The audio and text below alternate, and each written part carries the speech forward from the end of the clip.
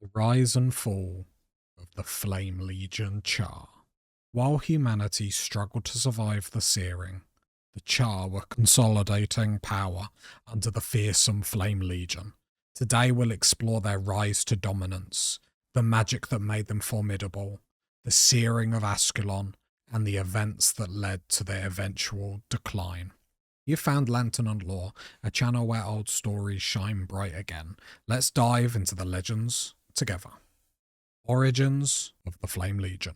The Flame Legion was one of the 4 high legions of the Charr, and it was renowned for its magical expertise and ties to the Shaman Caste. One of its most famous groups, the Burnt Warband, uncovered the Titans at Rangmar, roughly 200 years before the Searing.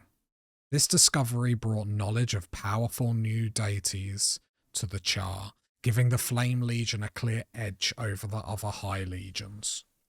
Their society revolved around a strict hierarchy, intense devotion to shamanic traditions, and a deep respect for magic.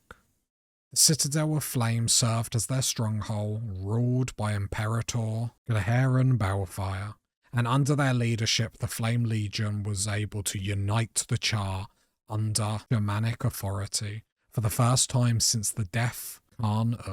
Before the Searing, the Charr came into possession of a weapon of unimaginable power, the Cauldron of Cataclysm.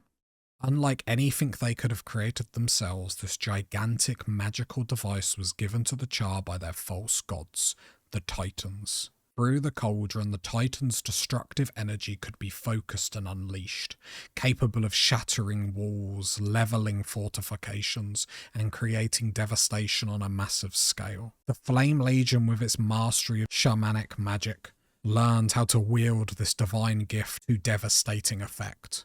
By channeling the Titans' energy through the Cauldron, they could bring the Searing, which would bring Ascalon and the humans to their knees. While little was known about these Titans, what is known is that they were colossal, seemingly eternal entities whose very presence radiated raw magical energy.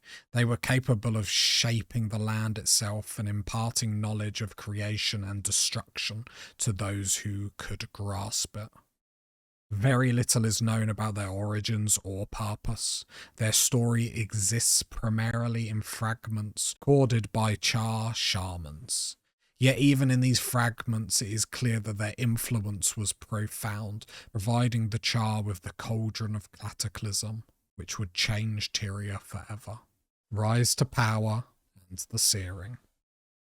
By 1070 AE, the Flame Legion had grown powerful enough to execute the Searing. Led by Bonfaz Burntfar, they used magic taught by the Titans, including the devastating Cauldron of Cataclysm, to breach the Great Northern Wall of Ascalon. With the wall destroyed, the Charr poured into the kingdom, leaving humanity reeling. The Flame Legion's ambitions didn't stop at Ascalon.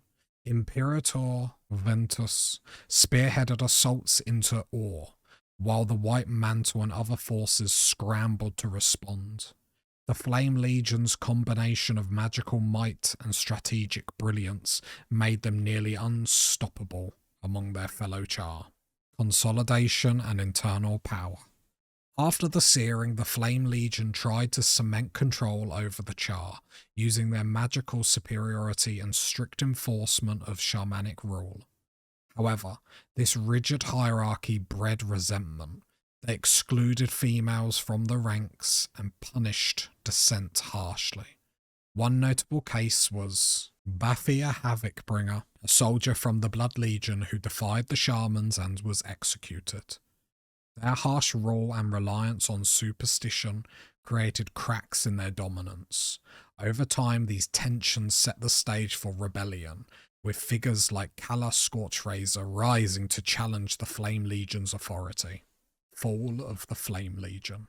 By 1116 AE, the rebellion initiated by Pia Fiershot escalated into a full-scale confrontation. On the plains of Golghein, the 3 other High Legions clashed with the Flame Legion's shamanic forces. Kalla Scorchrazor's inclusion of female warriors doubled the opposition and turned the tide. During the surrender, the Imperator attempted treachery, stabbing Kalla with a poisoned blade, but he was swiftly executed by Iron Legion Imperator Forge Ironstrike.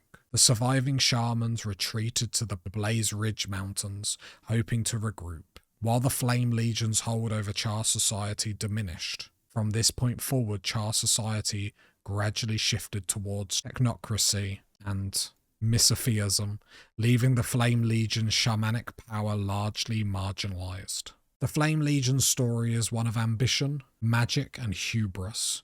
What if they had retained their dominance?